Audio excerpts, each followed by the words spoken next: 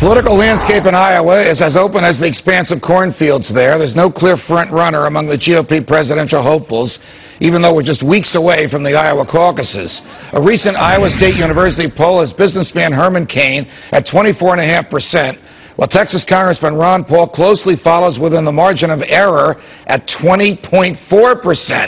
And close behind them, undecided. Joining me now, Chris Stirewalt, Fox News digital politics editor. Chris, it's a pleasure. Welcome here. Is Iowa wide open? And if so, are you surprised to see that after, with the exception of Governor Romney, those folks have been there for 6 and 8 months campaigning?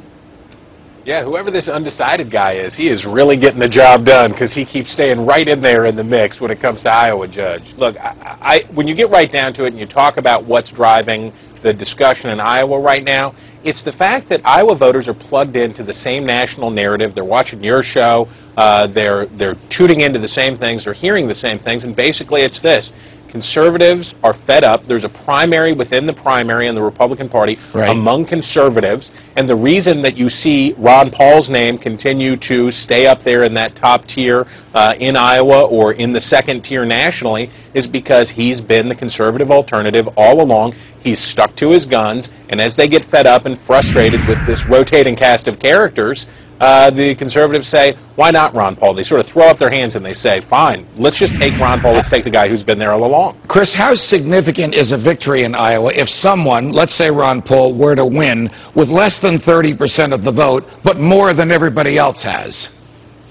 Well, look, if you're Mitt Romney, what you want to happen in Iowa is either to win yourself or to have whomever else wins, that it can be written off, that it doesn't translate into a bounce into New Hampshire or South Carolina. If Ron Paul wins out there, you'll hear the Romney campaign say, oh, you know, Ron Paul, he wins those straw polls, he wins in these very conservative states, but he doesn't have the juice. But something that's interesting, Judge, I'll tell you this right now, we've been reporting on this today. Ron Paul's organization in Iowa has been staffing up. They've been getting ready. They've been out there.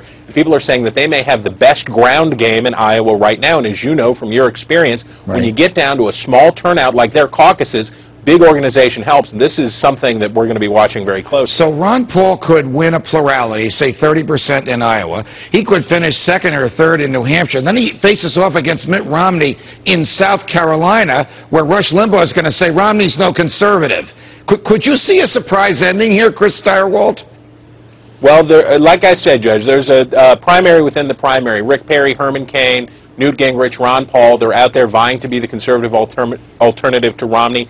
One of them probably will be the guy, and South Carolina will be the place.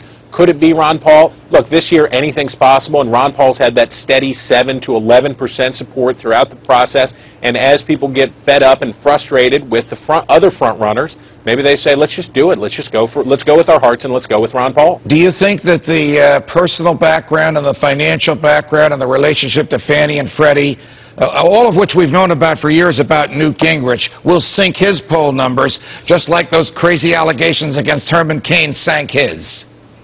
Well, for the former speaker, yeah, there's a lot of baggage that's been unpacked out there over the years, but this Fannie and Freddie thing is a warning light for Gingrich because his advantage, his appeal to Republican voters is the fact that they've already gone through his dirty laundry personally and professionally. It's been out there. It sounds like old news, sort of like Romney's stuff from 2007 on the flip-flops. It sounds like old news to talk about it now. Problem for Gingrich is once you've told it all, there better not be any more to tell, and this Fannie-Freddie thing is a warning signal. Chris Stirewalt, it's a pleasure. Thanks for joining us. Thank you, Judge. He's one of the richest men in the